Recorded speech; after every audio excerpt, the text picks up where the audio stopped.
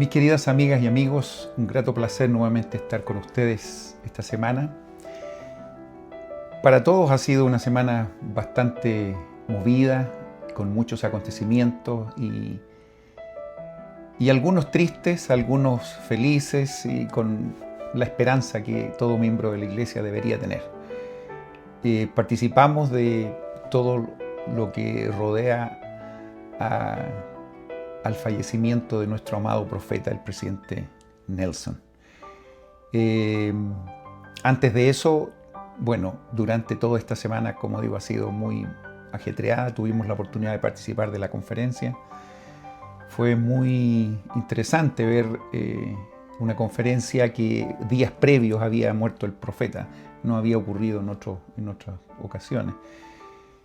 Muchas personas pensaban que iban a haber algunas noticias, especialmente con el nuevo profeta o la nueva primera presidencia o algo así.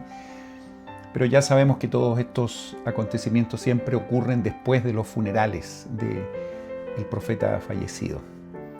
Y esto fue justamente el día martes, por lo que nada se hizo durante el periodo de la conferencia. Todos también nos enteramos que los discursos y toda la programación de la conferencia son preparadas con mucha anticipación y con la autorización, por supuesto, de la primera presidencia. Y tal como fue planificada, se ejecutó cada una de las cosas que estaban previstas. Disfrutamos, por lo menos yo disfruté, espero que ustedes también, de cada uno de los mensajes, y ya tendremos oportunidades de seguir hablando de los discursos y de las experiencias que ustedes tuvieron. Como les decía, después de la conferencia, el día lunes inmediatamente tuve la oportunidad de ir al viewing que se llaman, que está la urna ahí en el centro de conferencia, en el tercer piso, y los hermanos pueden libremente asistir. Me tomé la libertad, se me estaba pasando el día, tuve mucho que hacer ese día y como por ahí por las 6:30, 7 de la tarde, rápidamente fui a ponerme a la fila porque había mucha gente y tuve el privilegio de poder estar ahí con todo lo que los hermanos prepararon y por supuesto ver por última vez a nuestro amado profeta. Él se veía maravilloso, estaba muy bien arreglado, él estaba como durmiendo ahí en su urna y alrededor algunos familiares. Tuve la oportunidad de poder saludar al hijo del presidente Nelson, algunas de sus hijas, y expresarles, por supuesto, nuestras condolencias.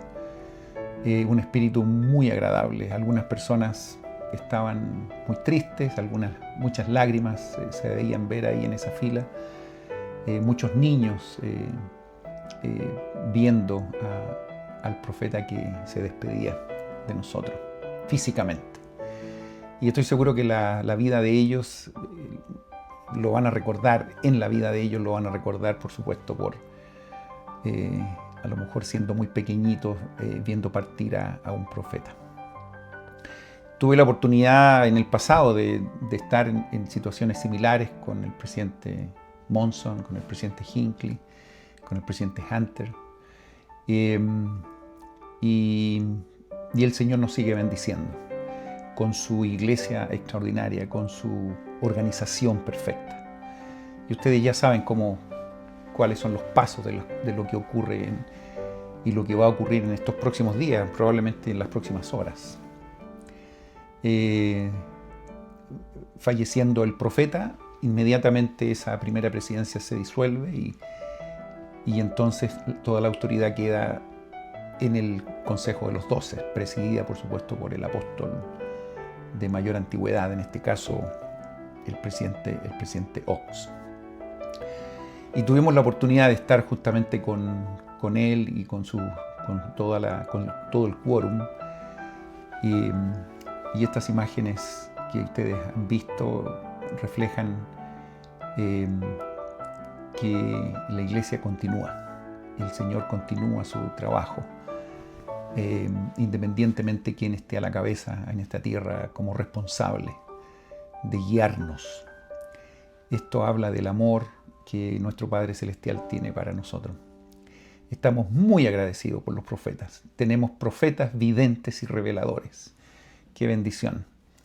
Y no son uno, ni dos, ni tres. Hoy día tenemos en este minuto 14. Ya vamos a tener uno más muy pronto, el número 15. Y se va a elegir un profeta, un vidente, revelador, y él tendrá la oportunidad de elegir a 2 consejeros. Y la iglesia continúa con todas sus organizaciones completas. Tuve la oportunidad de participar en la reunión del funeral del profeta. Estoy seguro que muchos de ustedes lo vieron en directo por YouTube o por los canales que se prestaron para poder transmitir esto. Y pudimos escuchar los testimonios de algunas hijas, algunos hijos, y también del elder Holland, elder Irene, y por supuesto del elder del presidente Oaks. Un sentimiento precioso. El coro del tabernáculo, por supuesto, adornando cada lugar de ese centro de conferencia, con las melodías, con las canciones, y nos regaló justamente este himno que tenía como autoría de la letra justamente el presidente Nelson. Mostré algunas imágenes de hecho estaba en el programa este himno y la letra que es realmente muy, muy hermosa. Él quedó en el cementerio de Salt Lake City. Voy a tener la oportunidad de ver en un par de semanas de poder visitar ese lugar cuando ya existan menos personas que estén visitando, y le podré mostrar ese cementerio que es muy hermoso, donde está, por supuesto, descansando el cuerpo de muchas personas que son muy familiares para nosotros, muy conocidas, muchos profetas, muchos apóstoles, muchas autoridades generales. Así que, como digo, me comprometo en las próximas semanas de poder mostrarle ese lugar que queda no muy lejos de aquí. Es probable que les haya comentado que uno de mis hijos fue misionero hace algunos años. Bueno, tengo 5 varones, pero uno de ellos sirvió su misión en Independence, Missouri. Justamente en estos lugares donde hay mucha historia. Y hemos repasado muchas de las cosas que tienen que ver con esos lugares. Kansas City, que es la ciudad, y hay un estado también inmediatamente al lado, pero en ese lugar específicamente, a pesar de que la ciudad se llama Kansas, está el estado de Missouri.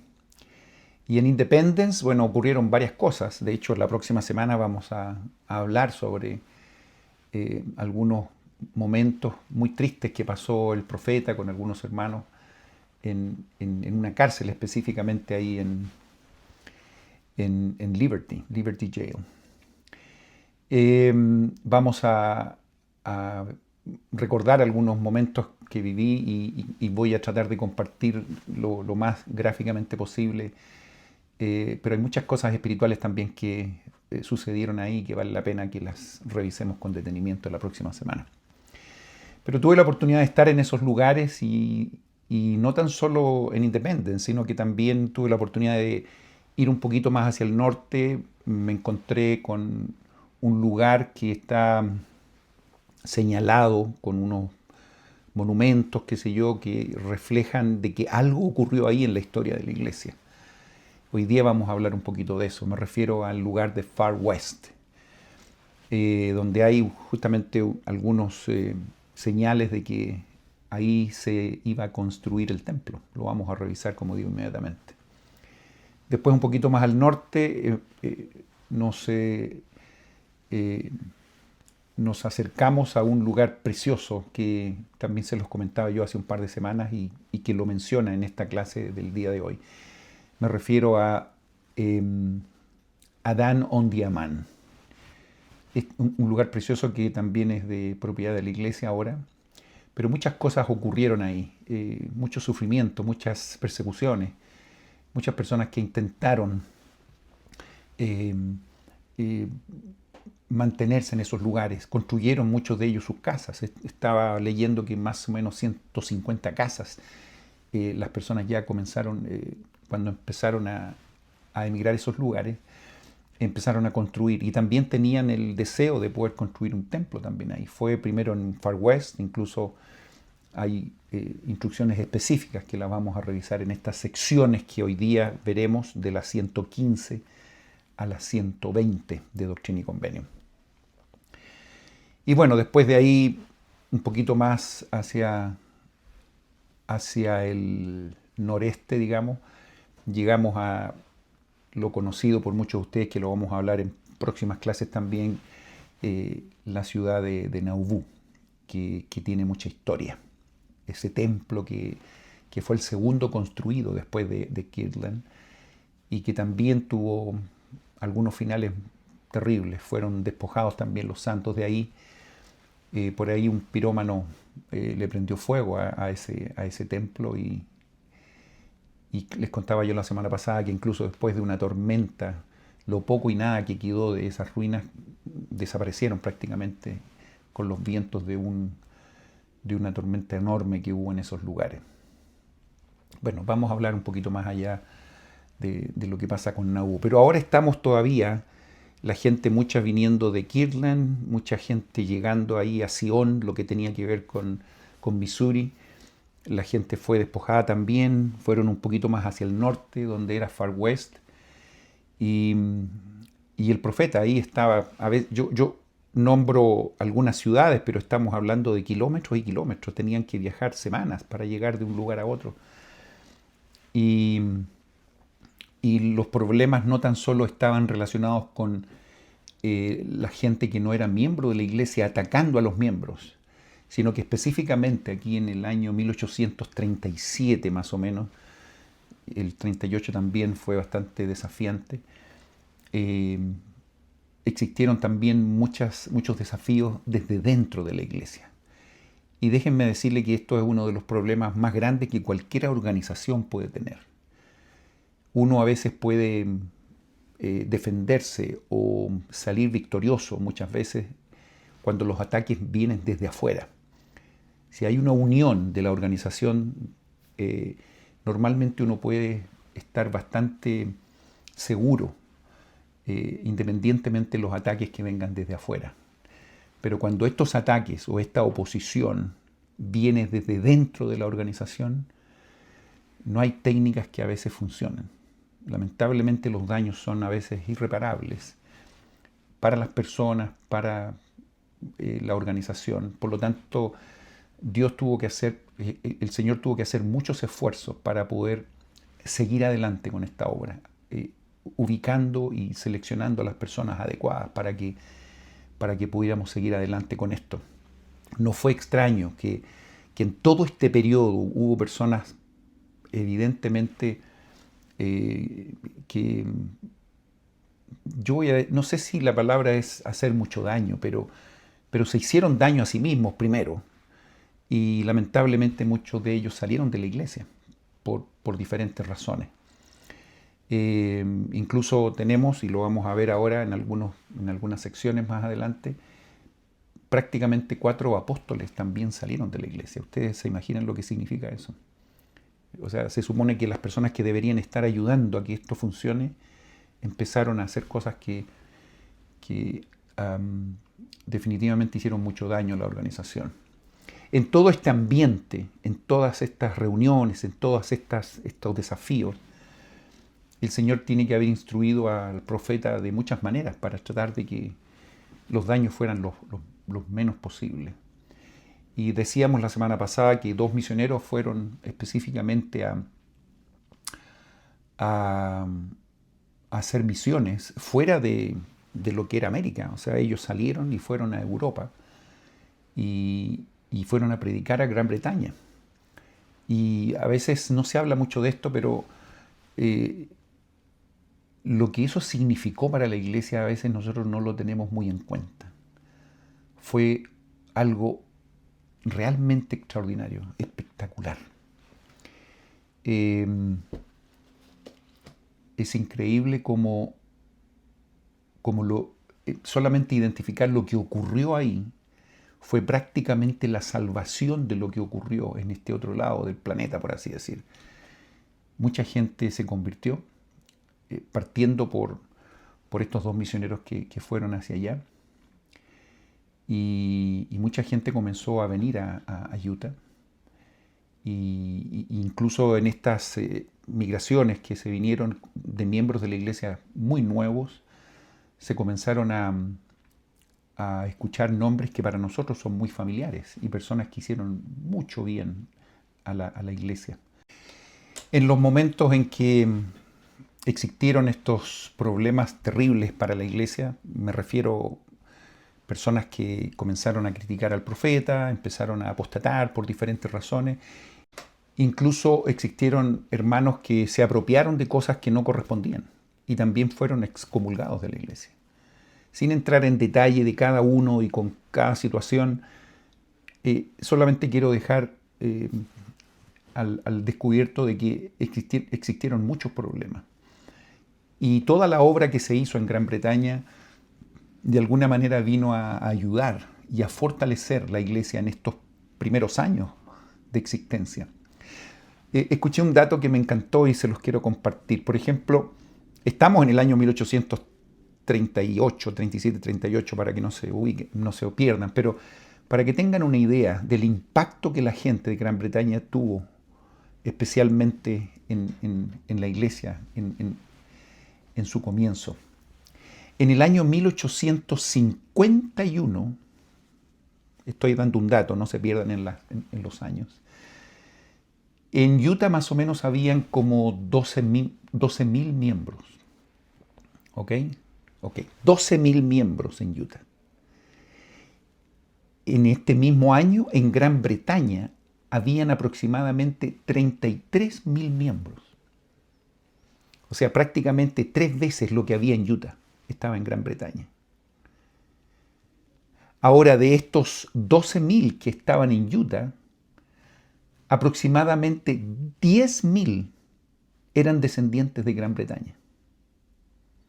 Pueden más o menos identificar el impacto que estas misiones tuvieron con respecto al fortalecimiento de la gente que estaba aquí y que comenzó a hacer un gran aporte en el liderazgo y en la membresía de la iglesia. No es extraño entonces que muchas de las personas, de los pioneros, digamos, los que finalmente llegaron acá, tienen alguna ascendencia de Gran Bretaña. Este es un ejemplo y una situación muy particular, pero también quiero decirles que en todas partes del mundo, donde hay misioneros que están compartiendo el Evangelio, a veces uno sabe cómo comienza esto, a lo mejor con un bautismo, con 2 bautismos, pero uno nunca sabe cuándo termina esto y el impacto que va a significar en las próximas generaciones. Les comento algo personal. El día martes tuve la oportunidad de participar del funeral del profeta y el día miércoles tuve la oportunidad de participar de otro funeral.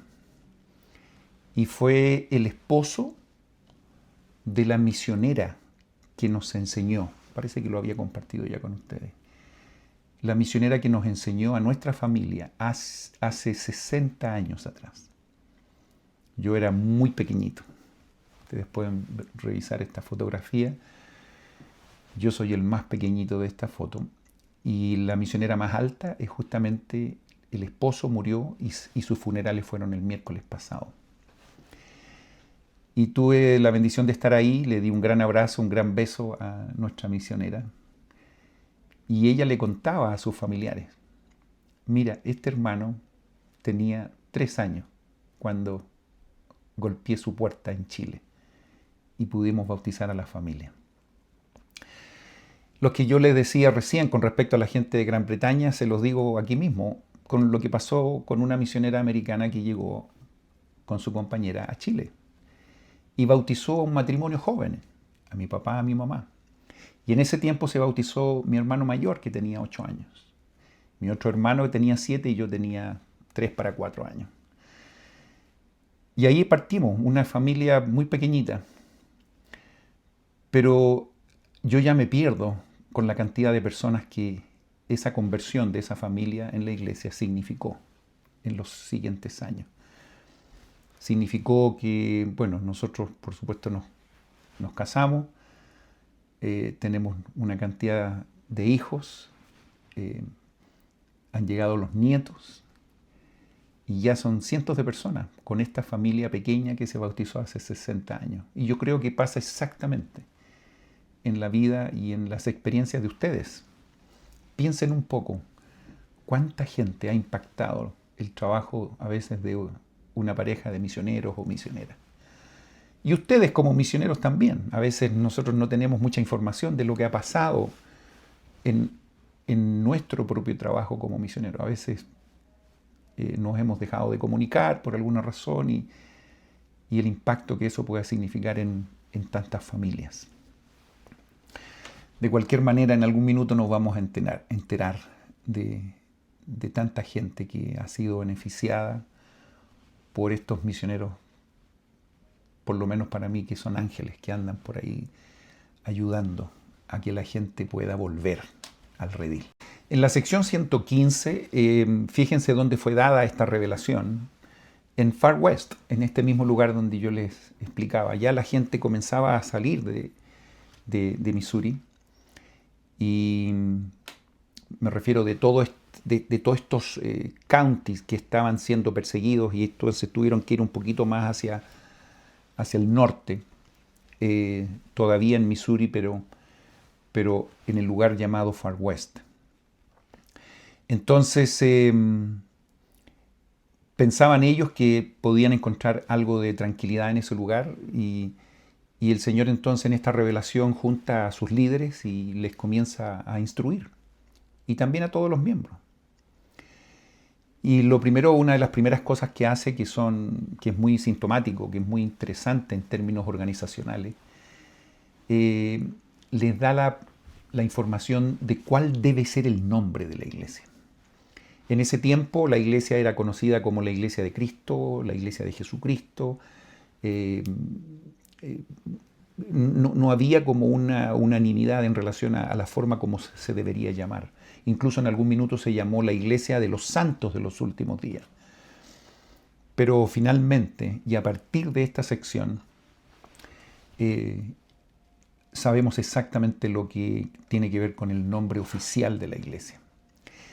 Y fíjense ustedes qué sintomático es que en la administración de nuestro amado presidente Nelson, una de las cosas que enfatizó en el comienzo de su administración fue justamente que nosotros pudiéramos llamar adecuadamente el nombre de la iglesia, que pudiéramos identificarnos como miembros de la iglesia de Jesucristo, de los santos de los últimos días. Y esto no quedó tan solo en un discurso, en una sugerencia y en una especie de notificación tan solo, no, sino que se hicieron cosas muy específicas, se dieron pasos muy concretos en función de que todos los miembros entendiésemos la importancia de llamar a la iglesia como corresponde. No somos ni los mormones, que a lo mejor nos identifican por el libro de Mormón, a mucha honra ese profeta espectacular. No es la iglesia de José Smith, no es la iglesia del profeta, sino que es la iglesia de Jesucristo. Y para diferenciarla de la original, bueno, de los santos de los últimos días, en el sentido de que sabemos que estamos en los últimos días. Y entonces el presidente Nelson en ese minuto se preocupó organizacionalmente de que todas las cosas vayan en función de este nombre. Recuerden ustedes, el logo tuvo una participación importante con la imagen del Salvador en este pórtico, ¿cierto? Que usted ya es muy conocido para ustedes. Y incluso las organizaciones que dependían de la iglesia, llámese, no sé, el mismo coro del tabernáculo, que le llamaban el coro del tabernáculo mormón. Hay un college aquí que también se llamaba el LDS Business College, Santo de los Últimos Días. O sea, habían muchos elementos que hacían que la gente nos pudiera conocer con un nombre que era incorrecto. Bueno, cada una de estas cosas fue dirigida en función de que la gente y nosotros entendiésemos que el nombre de la iglesia debía usarse correctamente, y si no parte de nosotros como miembros, ¿cómo le podemos pedir al mundo que nos llame con el nombre correcto? Hoy me siento obligado a analizar con ustedes un asunto de gran importancia. Hace unas semanas publiqué una declaración concerniente a la forma correcta de referirnos al nombre de la iglesia. Lo hice porque el Señor me indicó la importancia del nombre que Él ha decretado para su iglesia, a saber, la iglesia de Jesucristo, de los santos de los últimos días. Como es de esperar, las reacciones a esa declaración y a la revisión hecha a la guía de estilo han sido diversas. Muchos miembros corrigieron de inmediato el nombre de la iglesia en sus blogs y páginas de las redes sociales. Otros se preguntaron por qué. Con todo lo que sucede en el mundo era necesario poner énfasis en algo tan intrascendente. Y algunos hasta dijeron que no podría hacerse, así que ¿para qué intentarlo siquiera? Permítanme explicar por qué nos interesa tanto este asunto. Pero primero quisiera declarar lo que este esfuerzo no implica. No es un cambio de nombre, no es un cambio de marca comercial, no es algo cosmético, no es un capricho y no es intrascendente. Sí, es una corrección. Es el mandamiento del Señor. José Smith no dio nombre a la iglesia que se restauró mediante él, ni tampoco lo hizo Mormón. Fue el Salvador mismo quien dijo: porque así se llamará a mi iglesia en los postreros días, a saber, la iglesia de Jesucristo de los santos de los últimos días. Así que, y creo que hemos hecho un buen trabajo. La gente ya ha aprendido poco a poco, pero en términos de los miembros, yo creo que estamos bastante más educados en esa parte y hemos escuchado y hemos entendido el mensaje de nuestro profeta. Aquí está, versículo 4. Porque así se llamará mi iglesia en los postreros días, a saber, la iglesia de Jesucristo de los santos de los últimos días. Y después la instrucción y la sugerencia. De cierto os digo a todos, levantaos y brillad, para que vuestra luz sea un estandarte a las naciones. ¿Cuál es el estandarte a las naciones entonces? Me encantó un comentario que estaba leyendo en el manual de instituto y decía que la iglesia en general no es el estandarte a las naciones. Y desmenuzaba muy bien el concepto y decía, nosotros somos el estandarte a las naciones. Nosotros somos los que tenemos que levantarnos. Nosotros somos los que tenemos que brillar y convertirnos en este estandarte, para que la gente nos siga y nos acompañe a la iglesia de Jesucristo de los santos de los últimos días. Y esto tiene mucha coherencia con lo que el mismo Salvador decía en su momento, y lo repitió aquí en las Américas, que debemos ser una luz al mundo. Una luz normalmente no es puesta y escondida debajo de una mesa para que nadie la vea, sino que se pone en el lugar donde alumbre y que todos puedan beneficiarse de esto. Tiene mucha coherencia con lo que estamos leyendo en estos versículos de la sección 115. ¿Y para qué? Versículo 6, a fin de que el recogimiento en la tierra de Sión y sus estacas sea para defensa, fíjense, y para refugio contra la tempestad y contra la ira, cuando sea derramada sin mezcla sobre toda la tierra. Si no nos apartamos del contexto de cuando esto fue dado, cobra un doble sentido estas palabras y estos versículos. Especialmente porque recuerden que esta gente estaba siendo perseguida, sacada de ciudad en ciudad. Imagínense, ya en Kirtland la gente estaba saliendo, estaban ahí en Missouri, en estos lugares que prácticamente fueron barridos. Y ellos entonces van a Far West para encontrar un poquito de paz. Y aquí se dice que si ellos se mantienen, se recogen en la tierra de Sión, y sus estacas, fíjense qué importante es esto, a veces subestimamos el efecto que tienen las estacas en todas partes del mundo. Hermano, los lugares donde ustedes viven, la estaca que ustedes pertenecen, es un refugio real para todos los problemas que este mundo nos pueda dar. Muchas veces los miembros reciben algunos ataques o algunas críticas o algunos atentados, como ocurrió hace un par de semanas atrás, terriblemente. Pero aún así sabemos que este es el refugio que el Señor ha dado en estos últimos días, las estacas. No subestimemos esto. No necesitan ir a un lugar específico para estar más a salvo. No necesitan viajar de un lugar a otro para sentirse que ahí a lo mejor está todo seguro. En el comienzo de la iglesia fue necesario que la gente se recogiera en un lugar. Ya les hablaba yo de la gente de Gran Bretaña que vino aquí a Utah, porque había que fortalecer la iglesia en su comienzo. Pero ahora, con la cantidad de miembros que nosotros tenemos a través del mundo, el recogimiento debe ser en las estacas, en los lugares donde ustedes viven, en los países donde cada uno vive. Esto no significa que alguien pueda eventualmente moverse de un lugar a otro, por cierto que sí. Yo aquí en Estados Unidos también me he movido por muchas estacas. Estando en Chile también pertenecía a muchos lugares diferentes, en muchas ciudades, pero independientemente de donde estemos, la promesa de que este lugar servirá en las estacas para la defensa y para el refugio contra la tempestad y contra la ira.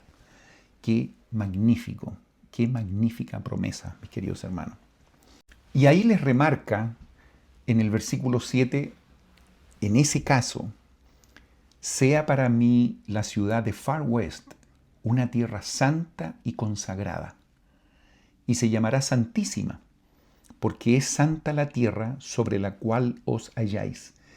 Y esa última frase me gustaría recalcarla. Hermanos, escuchen esto. Porque es santa la tierra sobre el cual os halláis. Ahora, ustedes, donde quiera que estén, se convertirán en una ciudad santa porque ustedes son parte de esa ciudad, de ese lugar. Recuerden que Sion, más allá que de un lugar geográfico, hemos aprendido en este maravilloso libro de que donde hay un puro de corazón es donde está Sion. Por lo tanto, todos estos versículos están confirmando lo que hemos aprendido. Repito, porque es santa la tierra sobre la cual os halláis. Escuchemos esas palabras del Señor específicamente a nosotros. Por tanto, dice, os mando, y aquí viene una instrucción específica, edificarme una casa para el recogimiento de mis santos, a fin de que me adoren. A veces yo pienso, si Dios sabe todas las cosas, ¿cuál fue la razón por la cual se le pidió que hiciera un templo en Kirtland, sabiendo que a lo mejor ellos iban a ser despojados de ese lugar? Llegaron a Independence, se puso la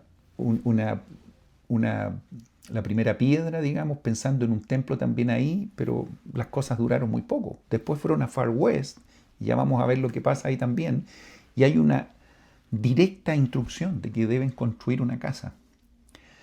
Yo creo que el Señor sabía exactamente las cosas que iban a ocurrir. Bueno, pero más allá de los edificios o de la construcción de un templo, todo esto tenía que ver con una preocupación mucho mayor, que tiene que ver con el cambio de corazón de la gente, de la conversión que cada persona debe tener en su corazón. Y cuando estas personas trabajan en función de construir algo para Dios, sus mentes, sus intenciones, sus actividades están centradas en cosas que son más trascendentales.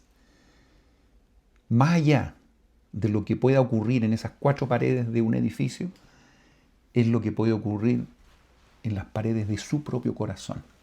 Y eso es lo que quiere, entiendo, el Señor dar a conocernos.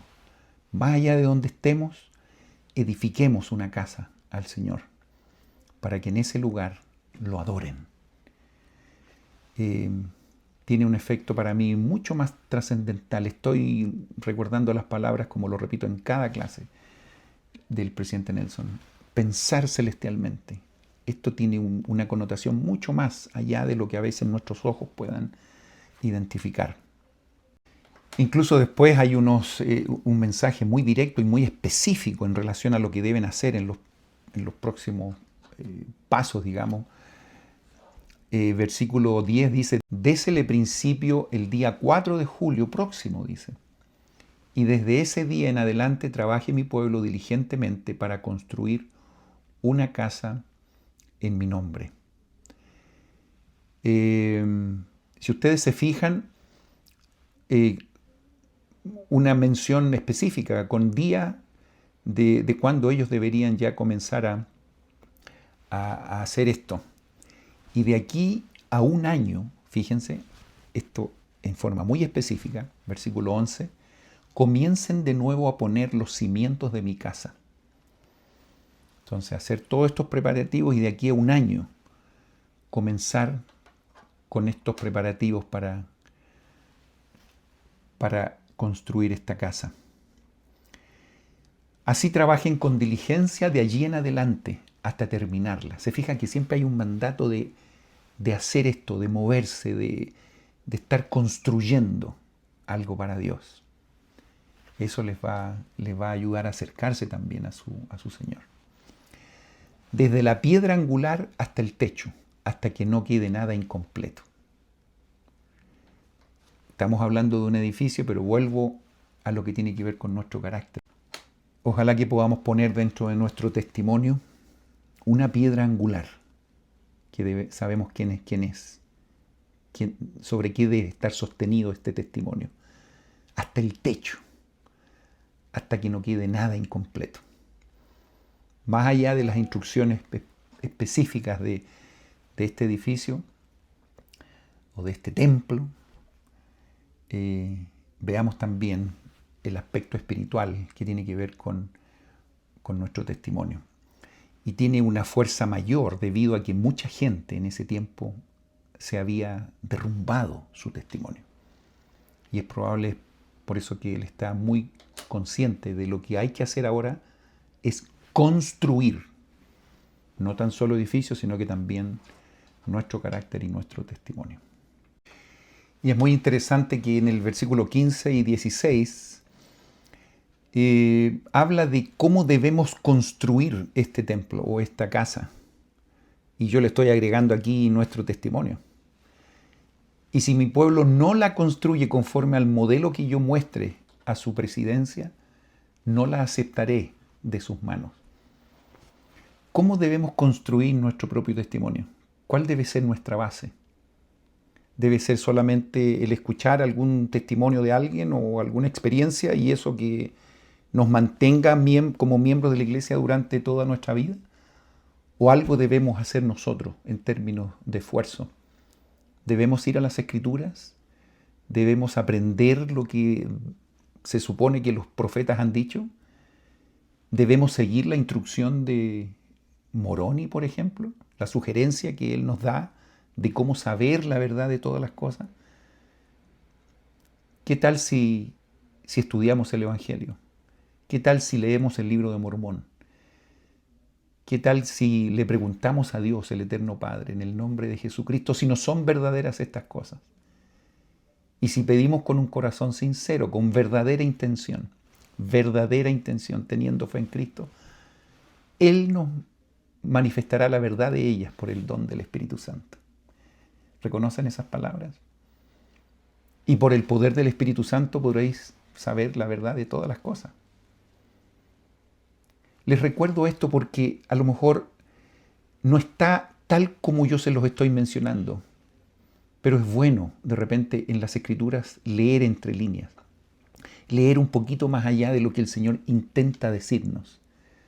Insisto, ¿cuál es la necesidad de hacer un templo en Kirtland sabiendo que iban a salir absolutamente en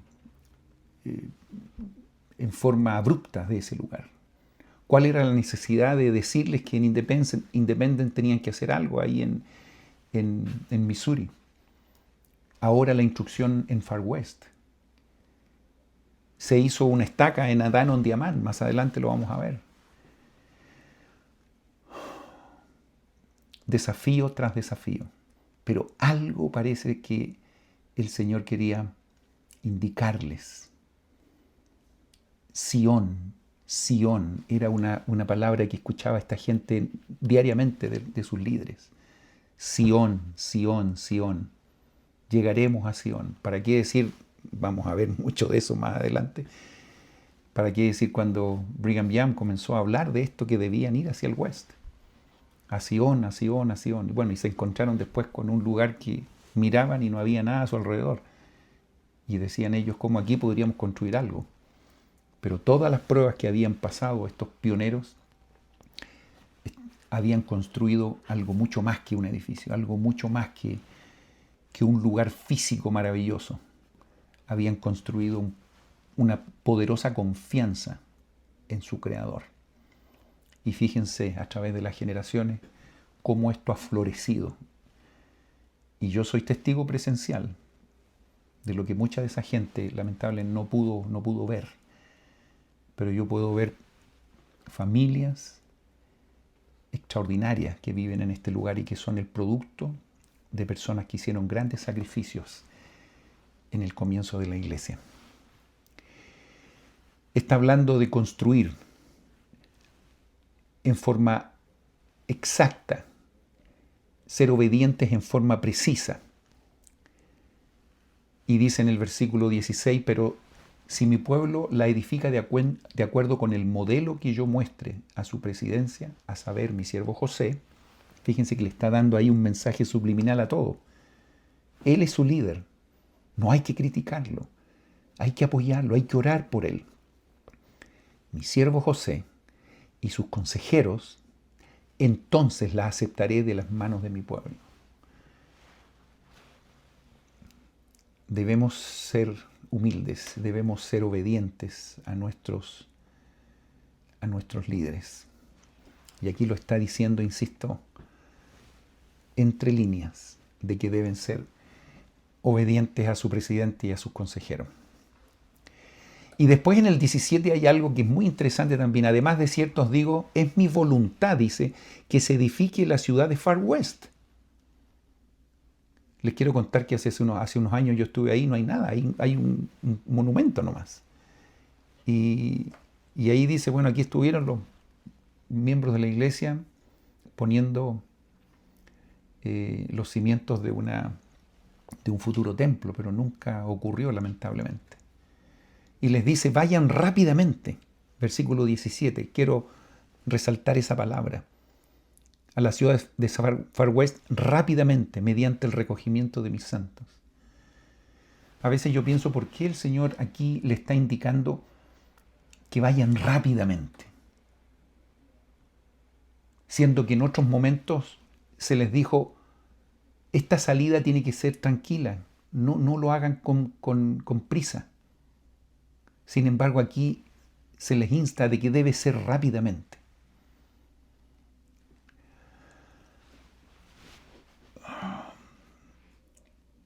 Hay algunas teorías que son más bien temporales. Es probable que si ellos hacían esto en una forma rápida, al instante, ojalá, los miembros de la iglesia comenzarían a desarrollarse en una forma mucho más apresurada y la gente local podría a lo mejor disminuir sus ansias de querer echarlos porque ellos ya estaban organizados. Pero vemos cómo estas instrucciones que se recibieron parece que no fue del todo rápida como el Señor les había aconsejado. Y por causa de su probablemente desobediencia, tuvieron que también sufrir algunas consecuencias que a lo mejor si hubiesen sido más diligentes, el Señor los hubiese bendecido de una manera diferente también. Y que también se designen otros lugares como estacas en las regiones inmediatas, según lo que se le indique a mi siervo José, nuevamente lo reitera, de cuando en cuando. Bueno, ellos también hicieron una estaca ahí y empezaron a tratar de que la iglesia funcionara y los miembros pudieran recibir lo que necesitaban en esos lugares. Y en la sección 116 hay que pensar que José Smith venían de Kirtland, de todos estos lugares, con bastantes otros hermanos, y comenzaron a buscar algunos otros lugares para que los santos pudieran estar más seguros.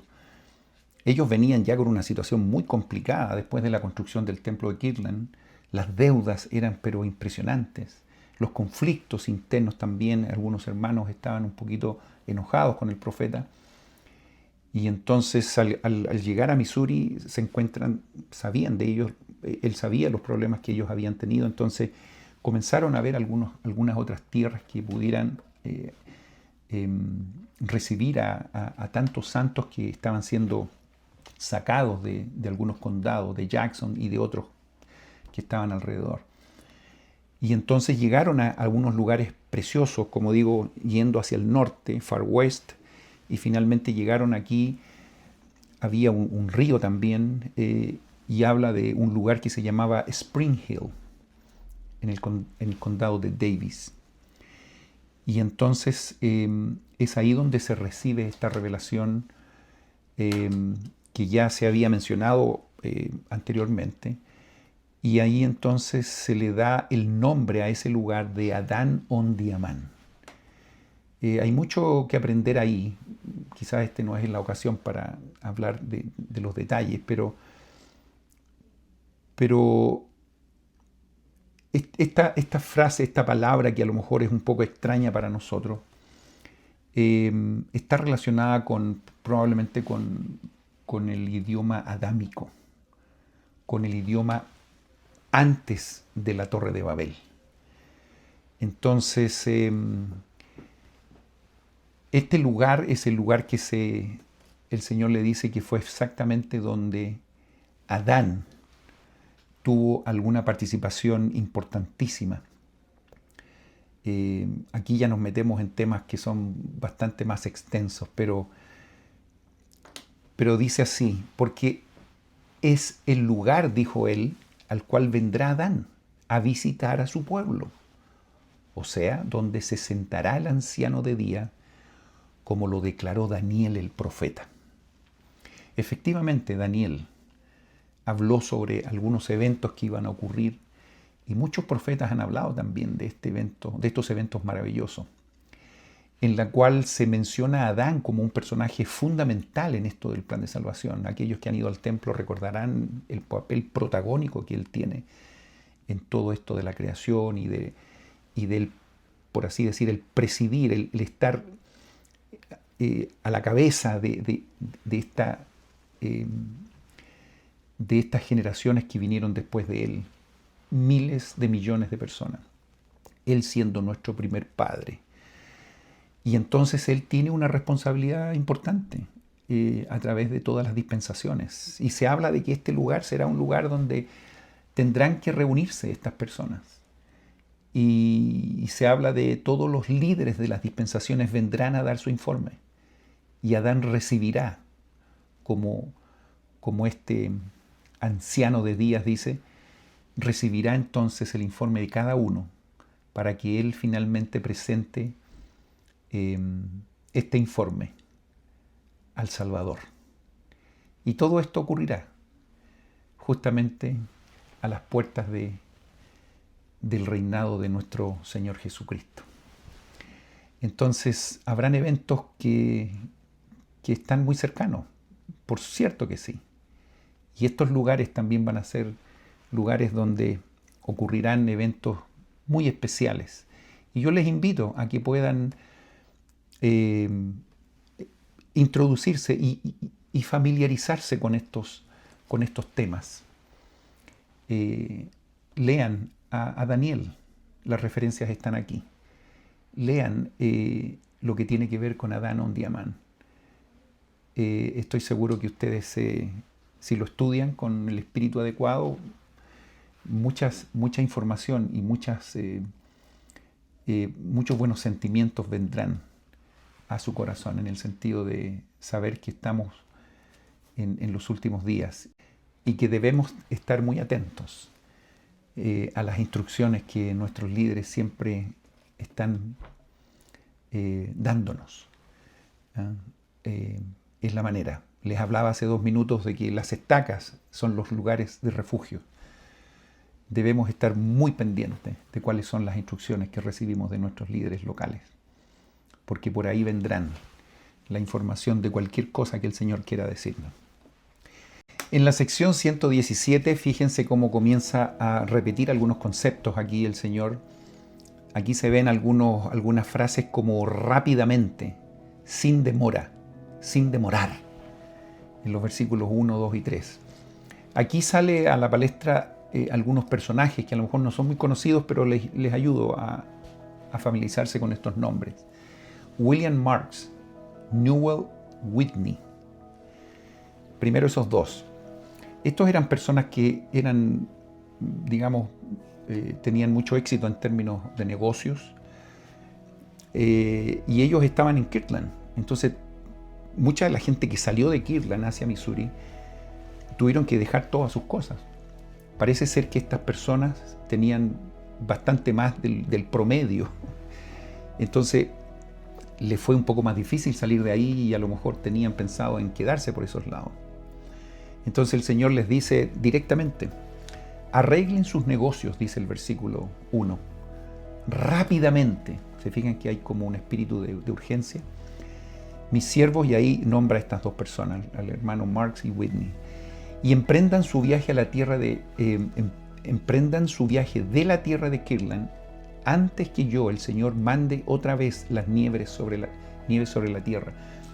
O sea, le está diciendo, salgan de ahí porque las cosas no se van a poner buenas, digamos, en términos completos. Despierten, levántense y salgan sin demorar, porque yo, el Señor, lo mando. ¿Se fijan? Urgencia, salgan de ahí. Por tanto, si demoran, no les irá bien. No les irá bien. Y cuando habla en el versículo 4 de que arrepiéntanse de todos sus pecados y de todos sus deseos codiciosos delante de mí, es porque parece que su corazón estaba puesto en las cosas de este mundo, en las cosas materiales. Y después él mismo dice en el versículo 4, el Señor dice, ¿qué son los bienes para mí? ¿Qué son los bienes para mí? Debemos reconocer que todo lo que está aquí en esta tierra es creado por Él. Y a veces recibimos una instrucción de Él y nosotros dudamos en ver si lo obedecemos o no. Entréguense las propiedades, dice, de Kirtland para liquidar las deudas, dice el Señor. Entréguenlas, dice Él. Y lo que quede permanezca en vuestras manos. Pero vamos, despréndanse. ¿Cuántos de nosotros, y yo personalmente conozco a mucha gente que se ha desprendido de muchas cosas materiales por cumplir sus responsabilidades, no sé, yo conozco hermanos que han hecho 4 o 5 misiones, aún personas que son adultas, y que a lo mejor podrían haber continuado con sus negocios, muy exitosos, por cierto, pero han preferido ser obedientes y ayudar a sus semejantes, y han demostrado en realidad dónde tienen su corazón. Da algunos ejemplos aquí y les dice a estos hermanos en relación a lo que pasa en este mundo. Todo es de Él, todo lo controla Él. Pero bueno, incluso les dice, no hay suficiente lugar en las colinas de Adán on Diamán y en los llanos de Ojalá, Shinehá, dice, hay unas palabras que son parecen de otro idioma, y parece ser que son idiomas que se acercan mucho a lo que tiene que ver con el idioma adámico, ¿ok? Y por eso está ahí mencionado en los versículos 8. Y les dice, en estas tierras ustedes van a poder tener todo lo que necesitan. Y el problema es que si van a quedarse en Kirtland con todos sus negocios, van a despreciar lo que es más importante, que es seguir las instrucciones de Dios. ¿Cuántas veces nosotros o hemos visto personas que a lo mejor han preferido quedarse con sus negocios y a lo mejor no seguir la voluntad de Dios? ¿Cuántas personas a lo mejor han sido llamadas a una posición y a lo mejor no han tenido tiempo porque a lo mejor tienen que hacer esto, otro y dejan de lado algunos llamados que el Señor hace. Bueno, sé fiel, versículo 10, mi siervo William Marks, sobre pocas cosas, y llegará a gobernar muchas cosas. Incluso les dice, presida a él en medio de mi pueblo, en la ciudad de Far West. Le dice, vaya, porque le vamos a dar un llamamiento ahí. Ustedes necesitan y son líderes y deben ponerse en el lado del Señor. Incluso en el versículo 11, el Señor yo no voy a decir que es duro, pero es muy directo, sin rodeos. Y le dice a su siervo Newell Whitney, dice, avergüéncense, mi siervo Newell Whitney, de la banda nicolaíta, les explico inmediatamente, y de todas sus abominaciones secretas, así como de toda su pequeñez de alma delante de mí, dice el Señor. Lo que le está diciendo a este buen hombre, que ojo, incluso le está dando la posibilidad de que vaya y tenga un liderazgo en Far West. Deje las cosas que son temporales.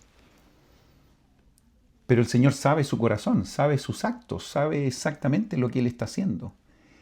Y fíjense que en forma muy directa le dice a lo que tiene que ver con la banda nicolaíta. No sé si ustedes han escuchado esto de la banda nicolaíta. Muchos eruditos creen que los nicolaitas de la época del Nuevo Testamento eran seguidores de Nicolás. Ustedes pueden ver en Hechos 6:5. Nicolás era uno de los 7 asignados por la iglesia en Jerusalén para supervisar la distribución de alimentos y sostén. Algunas de las figuras importantes en la iglesia de esa época dicen que Nicolás apostató del verdadero evangelio y estableció una secta propia. Entonces se recordarán estas 7 iglesias. Uno de ellos era Nicolás, que estaba asignado a una de ellas y estaba a cargo de ayudar a los miembros de esa comunidad. Y aparentemente él comenzó a hacer cosas incorrectas y hizo finalmente su propia secta. Se salió de lo correcto. Apostató. ¿Conocen esa palabra? Un erudito escribió lo siguiente y quiero compartirlo con ustedes. Básicamente en relación a las creencias de los nicolaitas. Parece que creían que era permitido comer la carne que se sacrificaba a los ídolos y también fornicar, contrario al decreto de la iglesia que se expresa en Hechos capítulo 15, de los versículos 20 y 29, ustedes pueden revisar. En una época de persecución en la que comer o no comer lo sacrificado a los ídolos era una prueba crucial de la fe. Ellos persuadieron a muchos de que eso era algo insignificante. Algo insignificante.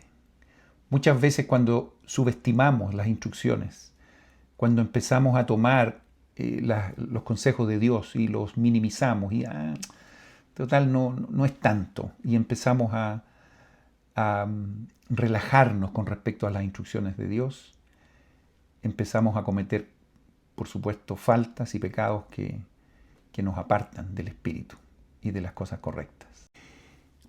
Sin duda esto ya era bastante grave, pero había un mal peor. Al participar en las orgías de las festividades idólatras, acarrearon las impurezas de aquellos festejos a las reuniones de la iglesia cristiana. Y todo esto se hizo, se debe tener presente, no como simple indulgencia del apetito carnal, sino como parte de un sistema supuestamente respaldado por una doctrina y acompañado por el alarde de una iluminación profética. Entonces, estos líderes comenzaban a decir que estas cosas venían de Dios y empezaron a confundir la doctrina con respecto a las cosas del mundo y empezaron a mezclarlas. Estamos explicando en relación a lo que tiene que ver con los nicolaitas. El elder Bruce McConkie escribió que se llama nicolaíta hoy día a los miembros de la iglesia que tratan de mantener su posición en la iglesia al mismo tiempo que siguen viviendo según la manera del mundo. La designación sirve para describir a los que desean que su nombre esté en las listas de la iglesia, pero no quieren dedicarse a la causa del evangelio con sinceridad. Siendo obispo, Noel Whitney presidió la distribución de alimentos y bienes comunes en Kirtland. Si Nicolás en la época antigua se apartó de un llamamiento sagrado para llevar una vida mundana, la referencia implica que Noel Whitney estaba a punto de hacer lo mismo y por lo tanto era digno de la acusación de participar de aquel mismo espíritu. Su deber como obispo era aceptar las consagraciones de los miembros y darles sus respectivas mayordomías. Si el motivo que tenía para permanecer en Kirtland había dejado de ser puro porque había puesto su corazón en las cosas del mundo, demostraba así una disposición semejante a la de la banda nicolaíta de la antigüedad. Por eso les digo que a veces algunos versículos pasan rápido y a veces no profundizamos lo que realmente el Señor quiso decir. Pero me tomo el tiempo para que ustedes sepan que esta amonestación que está recibiendo este obispo Whitney tenía que ver un poco con eso, que probablemente estaba haciendo cosas incorrectas, y habla aquí de abominaciones secretas en el versículo 11, todo lo que tiene que ver con las combinaciones secretas, que es todo lo contrario a lo que el Evangelio nos enseña. La gran destrucción del pueblo nefita se debió justamente a este tipo de prácticas. Y son prácticas que no tan solo existieron en el Libro de Mormón ni en la Restauración, sino que también existen hoy. Por lo tanto, hay que tener cuidado de no pasar por estas experiencias que por supuesto nos alejan de Dios. Y terminemos por favor el versículo el versículo 11, que me detenía un poco más de lo normal. Voy a leerlo todo para que no perdamos el contexto, porque la última parte es muy interesante. Avergüéncese mi siervo Noel Whitney de la banda nicolaíta y de todas sus abominaciones secretas, así como de toda su pequeñez de alma delante de mí, dice el Señor. Y aquí viene el mandato, aquí viene la sugerencia, lo que debe hacer. Y suba a la tierra de Adán Ondiamán.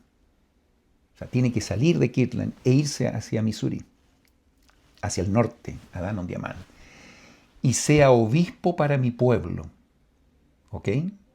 Ahí está su llamamiento. Y después viene lo que yo quería resaltar de este versículo.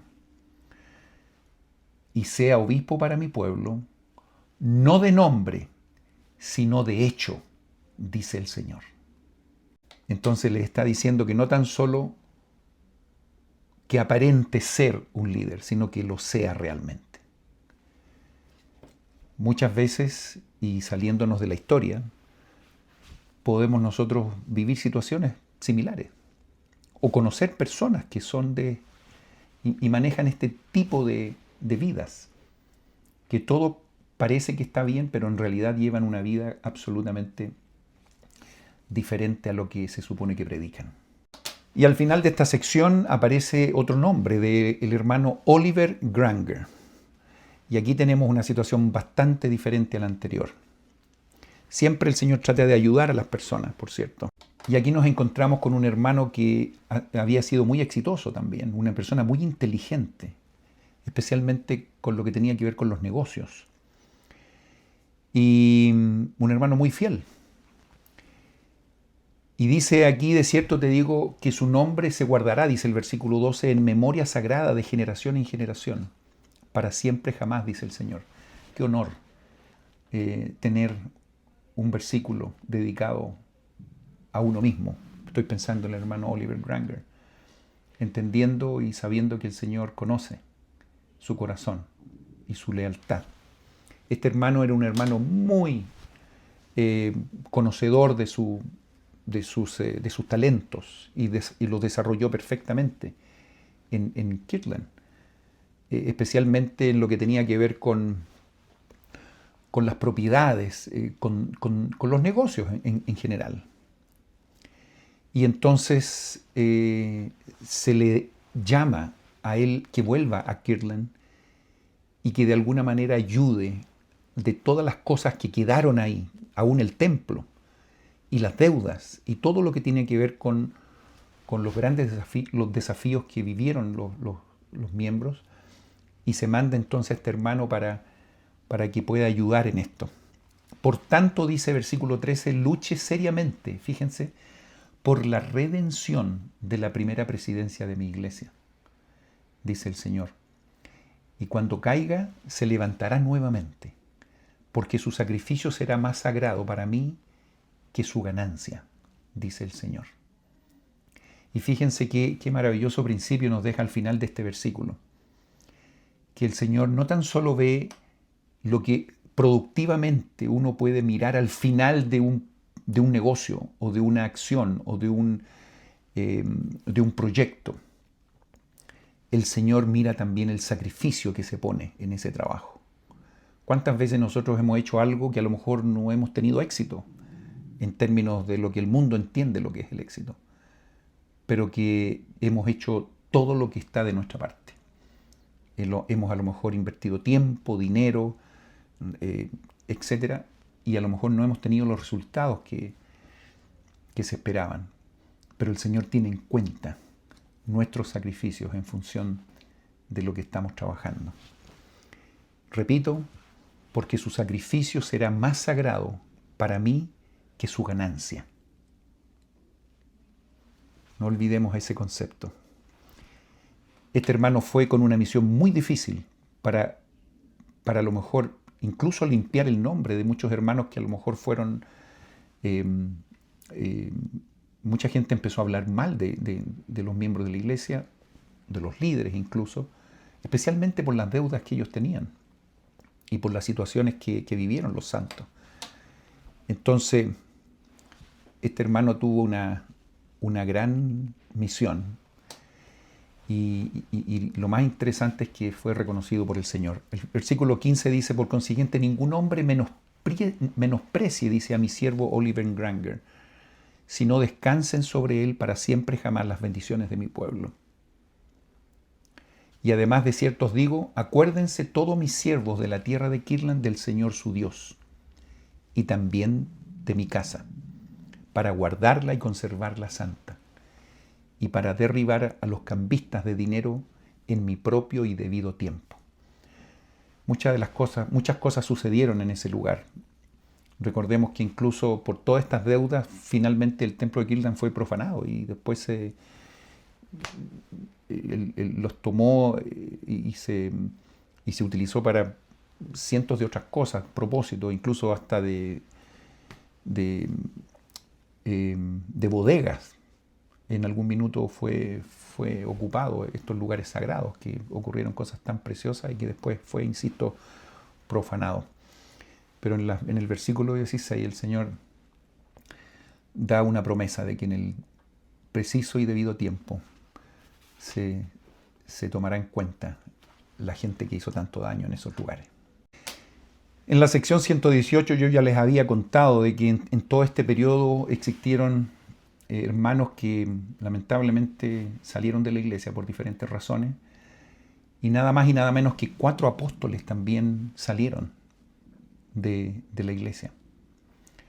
Y eso no fue un motivo de alegría para nadie, al contrario. Y ya les hablaba yo de todos los hermanos que vinieron de Gran Bretaña, hermanos que sirvieron básicamente para reforzar el liderazgo de la iglesia. Y al salir estos hermanos del quórum de los 12, fueron llamados otros buenos siervos para poder tomar las vacantes que ellos dejaron. Y vamos a ver, y ustedes van a poder reconocer algunos nombres que fueron muy importantes en la historia de la iglesia.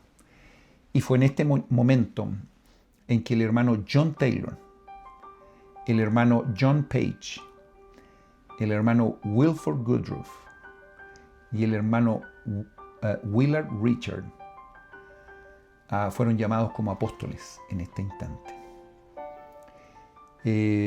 ¿Cómo habrá sido el apoyo y cómo habrá sido lo maravilloso de estos llamamientos? Que 2 de estos 4 apóstoles llegaron a ser en el futuro presidentes de la Iglesia de Jesucristo.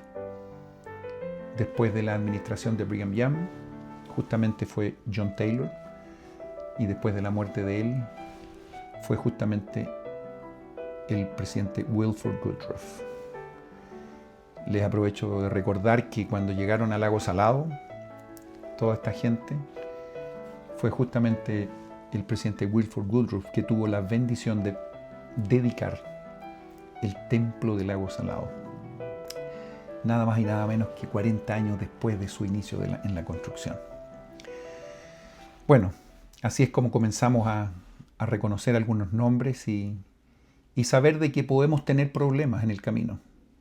Pero aquellos que no hacen lo correcto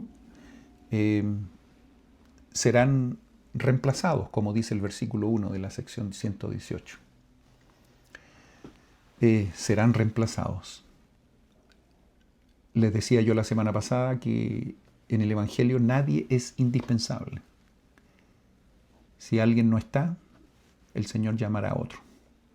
Pero nosotros, nuestras vidas no van a ser las mismas sin el Evangelio y sin las ordenanzas salvadoras. Muchos de los hermanos que salieron, estamos hablando aquí de los 4 apóstoles, pero también yo les mencionaba en relación a los 3 testigos del libro de Mormón y otros hermanos que también fueron el mismo, hay muchos otros hermanos con nombres bastante conocidos que salieron de la iglesia, pero muchos de ellos volvieron a la iglesia, se arrepintieron,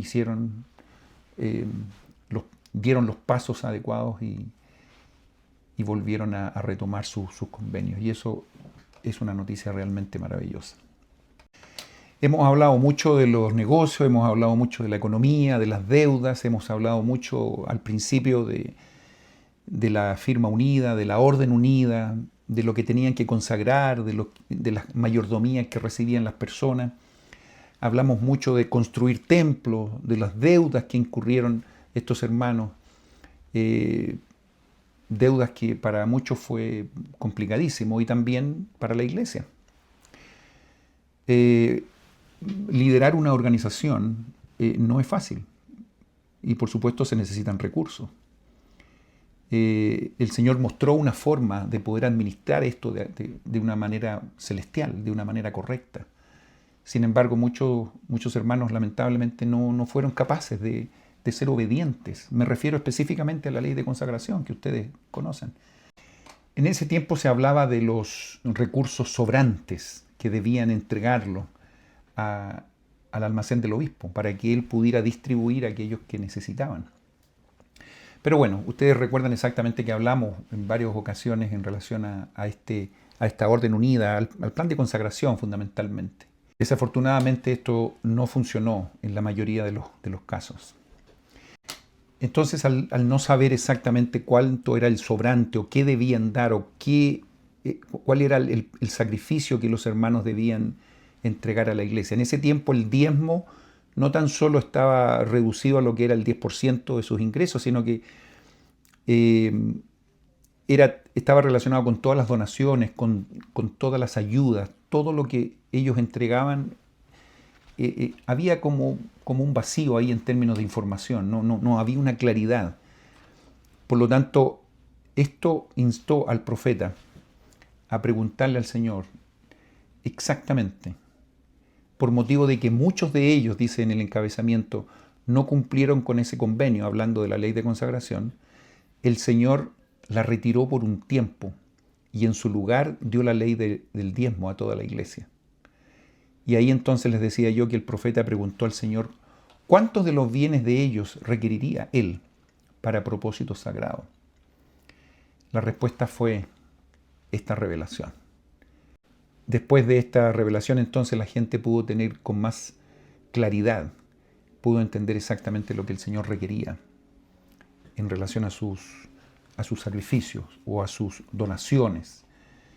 En ese sentido, esta sección es muy importante. Y entonces aquí es donde el Señor empieza a explicar desde el versículo 1, dice, de cierto, así dice el Señor, requiero que todos sus bienes sobrantes, se fijan que ahí está esa palabra, se pongan en manos del obispo de mi iglesia en Sión, para la construcción de mi casa, para poner el fundamento de Sión, para el sacerdocio y para las deudas de la presidencia de la iglesia. En el versículo 2 está muy estructurado exactamente para qué se deben ocupar estas cosas. Y esto será el principio del diezmo de mi pueblo. Y ahí entonces donde empieza a explicar este principio que hasta el día de hoy queda como un mandamiento fundamental en nuestro, en el esquema que nosotros tenemos como miembros de la iglesia. Y aquí entonces comienza una explicación exacta de lo que el Señor requiere con respecto al diezmo. Y después de esto dice, todos aquellos que hayan entregado este diezmo pagarán la 10ª parte de todo su interés anualmente. Y ahí es donde está esta instrucción clara. Y esto les será por ley fija, para siempre, para mi santo sacerdocio, dice el Señor. Si analizamos esta sección, nos vamos a dar cuenta que en el comienzo, por supuesto, José Smith necesitaba saber con exactitud qué es lo que debería enseñar con respecto a este principio. Y en el versículo 4, tal como lo leímos, está la 10ª parte de todo su interés anualmente.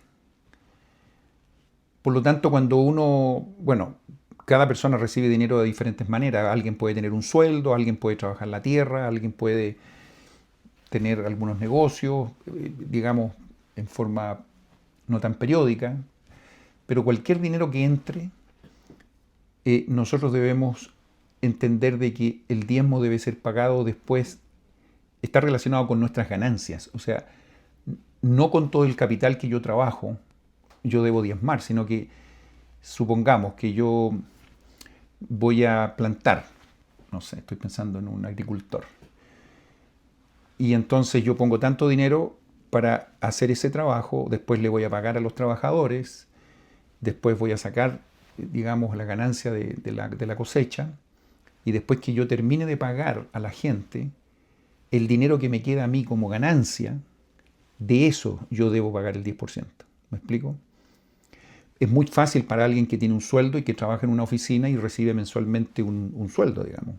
Es claro que debemos pagarlo del sueldo que recibimos. Hay personas que incluso hablan de, bueno, yo recibo un sueldo, entonces tengo que pagar la luz, tengo que pagar el seguro, tengo que pagar el agua, tengo que pagar todo, tengo que pagar... Y después que pagan todo, dicen, bueno, a mí me queda esto, y de eso pagan el diezmo. No, no es la manera como nosotros deberíamos calcular el diezmo. Porque así como somos tan estrictos a lo mejor o minimizamos esos valores, a la hora de pedir las bendiciones estoy seguro que también vamos a recibir la porción de acuerdo al sacrificio que hicimos. Por lo tanto, siempre si ustedes tienen dudas con respecto a qué es lo que deben diezmar, traten de siempre tirar los cálculos hacia arriba y no hacia abajo. Hay algunos que dirán, bueno, yo gano tanto, pero me descuentan tanto. Eso que me descuentan, ¿yo lo debo diezmar o no? Bueno, miren, aquí hay 1000 fórmulas. Cada persona puede tener un caso diferente. Pero lo importante es que ustedes con el Señor hagan ese acuerdo. Y de acuerdo a las bendiciones que ustedes quieran recibir, es finalmente el monto que corresponde al 10% de lo que ustedes ganan. Insisto, pueden haber muchas formas de cálculo o muchas sugerencias de personas que les digan, mira, esta es la manera correcta. Yo por lo menos tengo mi propia forma de interpretar esto. Si yo gano un sueldo, si yo gano $100, supongamos, y de eso me descuentan a lo mejor un 15, un 20% para, no sé, mi jubilación o para mi, qué sé yo, salud. Muchas personas reciben esos descuentos. Independientemente de eso, yo pago mi diezmo de los $100. y pago 10 y no me hago problema. No le hago ningún descuento, no hago nada. Hay personas que lo hacen en forma diferente.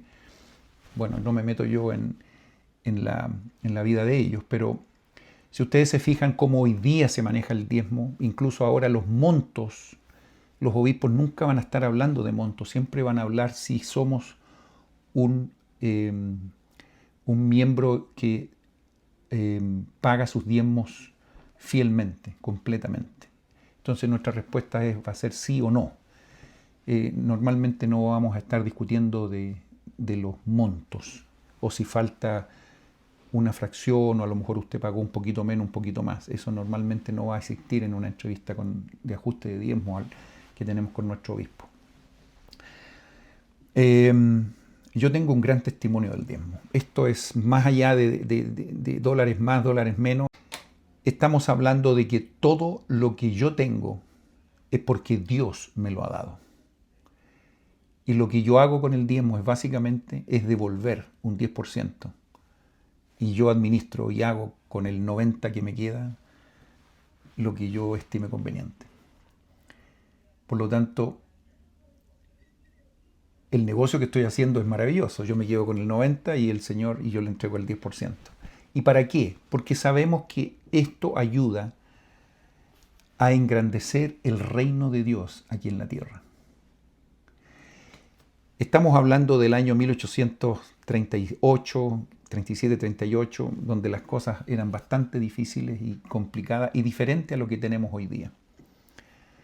Hoy día tenemos un escenario bastante a la vista y podemos nosotros identificar exactamente qué pasa con nuestros dineros. Quizás caminamos o manejamos por alguna avenida y de repente nos encontramos con una capilla de la iglesia. Y entendemos que esas construcciones justamente son el resultado de la lealtad y la fidelidad de los miembros. Hoy día más que nunca tenemos también la bendición de tener muchos templos alrededor del mundo. Y también esto está relacionado con la fidelidad y la lealtad de los hermanos. Las cuentas y la contabilidad y las auditorías que corresponden a todos estos dineros siempre se dan en las conferencias generales. Siempre hay un auditor que son independientes, que están dando cuenta en relación a todo lo que corresponde a la administración de estos dineros. Eso se encuentra, y no lo vamos a leer porque es muy cortito, a la sección 120 de Doctrinas y Convenios. Por lo tanto, tenemos que mirar este mandamiento como algo espiritual, 100%. No está relacionado con dinero. Nosotros pagamos el diezmo no porque tenemos plata, sino que porque tenemos fe. Y es probable que ustedes hayan tenido también sus propias experiencias espirituales con el diezmo. Me encantaría que ustedes pudieran compartir alguna de esas experiencias en los comentarios. Con mi familia, cuando yo era hijo, digamos, con mis papás, vivimos experiencias muy milagrosas, entendiendo de que esas bendiciones que recibimos en ese momento fue causa justamente de haber cumplido con la ley del diezmo. En ocasiones tuvimos problemas también para mis padres tener el alimento que se necesitaba para alimentar a toda la familia, y de alguna manera el Señor cumplió con lo que Él promete en las Escrituras. Hemos estudiado en muchas ocasiones lo que tiene que ver con Malaquías en el Antiguo Testamento. ¿Robará el hombre a Dios? ¿Se acuerdan? Pues vosotros me habéis robado. Y dijisteis, ¿en qué te hemos robado? En vuestros diezmos y ofrendas. Y ahí empieza, benditos sois, porque si haces esto, estoy parafraseando, y viene la frase que es muy conocida: las ventanas de los cielos serán abiertas y se derramarán bendiciones hasta que sobreabunden. Hermanos, yo les testifico que efectivamente las ventanas de los cielos se abrirán. Y hay una frase que siempre marcó y lo entendí más que nunca en las 2 oportunidades que fui obispo en Chile. Y dice, y probadme ahora en esto, dice Jehová de los ejércitos. Esta es una promesa y esta es una frase que de alguna manera nos dice, bueno, a ver si yo no les cumplo. Páguenlo. A ver si ustedes van a comprobar por sí mismos que esto es correcto. Y yo les testifico que efectivamente, si uno paga los diezmos, las ventanas de los cielos se abrirán. Por cierto que sí. Y el sacerdocio y la iglesia tiene la obligación de poder estar siempre presente con aquellas personas que cumplen este mandamiento. Porque el Señor dijo, probadme ahora en esto. Y la forma como el Señor responde a sus fieles es a través de sus líderes, a través de aquellos que administran los barrios, las estacas. Y vamos a ser protegidos. Y yo les testifico que en la medida que nosotros cumplimos con la ley del diezmo, somos una prioridad para el Señor. Y así el Señor lo hace ver a sus obispos en Sion. Y los obispos tienen la prioridad de poder ayudar a los hermanos que por alguna razón no le alcanza lo que ganan para las cosas básicas. Y si son pagadores de diezmos íntegros, el Señor siempre estará ahí, con sus líderes, con sus siervos, ayudando a los más desposeídos, o a las personas que por alguna razón han tenido alguna dificultad en ese mes o en estos próximos 2 meses, o no lo sé. Pero el Señor se encargará de abrir los cielos para derramar esas bendiciones que tanto necesitamos. Teníamos la ley de consagración en su momento y las personas quizás no fueron lo suficientemente fieles para cumplir. De alguna manera el Señor nos da la ley del diezmo para que de alguna manera nos preparemos también para poder vivir estas otras leyes que son celestiales. En la época de los israelitas, el Señor venía con todas las ordenanzas para entregárselas a Moisés y que Moisés entregara a su pueblo. Lamentablemente no fueron fieles, no estaban preparados, y el Señor buscó la forma de poder ayudarlos. Sacó el sacerdocio de Melquisedec con sus ordenanzas, pero trajo también el sacerdocio arónico con elementos que nos ayudaran a pensar en Cristo y a acercarnos a Cristo. Y nos dio una ley menor, por así decir. En esto es un poco similar. El Señor dio la posibilidad de dar una ley superior. La gente no estuvo preparada, no fue lo suficientemente fiel para poder cumplir con estas cosas. Y el Señor entonces nos entrega esta oportunidad de poder cumplir, acercarnos un poquito más al Señor con respecto a despojarnos de estas cosas temporales, sabiendo que el Señor nos puede ayudar de una mejor manera. No significa que la ley del diezmo reemplaza a la ley de consagración, no. Podría decir que la ley del diezmo es un apéndice de la ley de consagración. Es una parte que nos ayuda a entender mejor lo que vendrá. Si no somos capaces de cumplir con la ley del diezmo, ¿piensan ustedes que estaríamos dispuestos a soportar leyes celestiales superiores? Por lo tanto, la ley del diezmo nos permite abrir algunas puertas, a trabajar con la humildad, a poder poner nuestro corazón en las cosas que son más espirituales y despojarnos de las cosas que son temporales. Si aquellos que no pueden cumplir la ley del diezmo, difícilmente podrán querer aspirar al llegar al reino celestial. Y es por eso que de alguna manera también es uno de los requisitos que el obispo siempre nos pregunta cuando estamos hablando de una recomendación para el templo. Porque no tiene sentido de estar haciendo compromisos celestiales siendo que no podemos cumplir leyes que todavía están a lo mejor algunos escalones más abajo. Yo les testifico que el Señor nos ama y que nos prepara. Y esta es una etapa de preparación para poder aprender cosas que son mayores. Mis queridos hermanos y hermanas, un grato placer estar cada semana con ustedes y espero sinceramente que el Señor les bendiga, que podamos aprender de las experiencias que vivió esta gente en esta época. La restauración del Evangelio, que es un proceso que sigue hasta el día de hoy y continuará, no es un proceso fácil, especialmente en los primeros años. Estos hermanos estaban aprendiendo. Hubo muchas personas que lamentablemente tomaron malas decisiones y no siguieron los consejos del profeta, como ocurre en todos los momentos. Hoy día tenemos experiencias muy penosas también, de hermanos que en su comienzo a lo mejor hicieron mucho bien al reino, a la iglesia. Muchos líderes que a lo mejor hemos conocido y que después de los años lamentablemente se han apartado de la iglesia por diferentes razones. Es triste, por cierto que sí. Hemos sido testigos en estas secciones de hermanos que lamentablemente se apartaron de la iglesia. Como les decía, muchos de ellos también volvieron, pero muchos no. Y les decía yo al principio de que uno puede soportar los ataques de personas externas cuando uno está fortalecido dentro de la organización.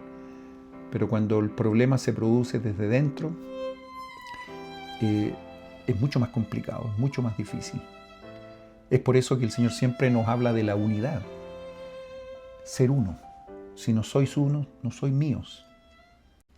Si hablamos de las huestes del mal, muchas veces ellos también tratan de imitar las técnicas de lo que Dios nos ha enseñado a nosotros para permanecer en el camino correcto. Me explico. Las huestes del mal, también ellos tienen ciertas lealtades y a veces nosotros desde afuera a eso le llamamos las combinaciones secretas. Esas lealtades de hacer cosas siniestras, cosas incorrectas, que nadie sepa, pero de estar haciendo cosas incorrectas, insisto, para destruir el reino, hace que estas organizaciones sean muy dañinas. En los gobiernos, ahora saliéndonos un poco de la iglesia, cuando incluso quiere derrotar a estas fuerzas de la maldad, digamos, a estos grupos terroristas o grupos que hacen mucho daño a las civilizaciones, la única forma de desestabilizar estas organizaciones es infiltrarse y desde la organización comenzar a trabajar con algunas personas que quieran desertar. Y cuando eso ocurre, estas huestes del mal comienzan a deteriorarse y empiezan a caer. ¿Me explico? Ok, de la misma manera ocurren en las organizaciones que son correctas, aún en la Iglesia de Cristo. Lo que no va a ocurrir es que esta organización va a caer, porque tenemos la promesa que permanecerá. Pero con lo que respecta a nosotros, lamentablemente, definitivamente pueden haber muchas personas que terminen cayendo. El mayor daño que se le puede hacer a una familia no es cuando alguien de afuera viene y trata de dañar a una familia. El peor daño es cuando alguien desde dentro de la familia comienza a hacer esos mismos daños. Lo mismo pasa en un matrimonio, en una familia, en un barrio, en una organización, en una civilización. Cuando las personas que pertenecen a esa organización comienzan a hacer cosas incorrectas, normalmente estas organizaciones comienzan a decaer. La crisis que vivimos aquí en la Restauración, por ahí por el año 1837, que fue terrible, que se habla de la apostasía de Kirtland, se debió justamente a que hermanos que estaban dentro comenzaron a criticar, a hablar mal del profeta, a no seguir los consejos de los líderes, y esto comenzó entonces a deteriorar, por cierto, la organización. Fue necesario que misioneros fueran a Gran Bretaña, convirtieran a mucha gente maravillosa. Y muchas de estas personas finalmente llegaron a ser grandes líderes en la iglesia, después de emigrar aquí a los Estados Unidos. Mis queridos hermanos, que estas historias nos sirvan para fortalecer nuestras propias vidas. No hay mayor cosa que podemos hacer en esta vida que poder tener una relación con el Salvador. Y si podemos enterarnos de que esta iglesia es la iglesia de Jesucristo, es probable que hemos obtenido una de los mayores tesoros que podríamos tener en nuestra vida. El saber que esta iglesia es verdadera es probablemente uno de los tesoros más grandes que podemos tener en esta vida. Si esto que es tan valioso para nosotros podemos compartirlo, mucho mejor. Que el Señor les bendiga durante esta semana. Que sigamos estudiando. La próxima semana tenemos una clase realmente maravillosa, que no está ajena a sufrimiento. Ojo, no está ajena a sufrimiento. Parece que cuando hay problemas muy grandes, podemos salir fortalecidos si somos humildes y escuchamos el consejo de Dios. Así que les invito cordialmente a la próxima clase, que sigamos avanzando en esto que es realmente maravilloso y que sigan manteniendo este espíritu extraordinario que obtuvimos en los discursos y en la música y en todos los mensajes de la conferencia. Que podamos mantener ese buen espíritu por estos próximos 6 meses hasta que nos volvamos a reunir con los mensajes de nuestros profetas. No tengo ninguna duda que estas cosas son verdaderas y lo comparto con mucho amor, mis queridos hermanos. En el nombre de Jesucristo. Amén.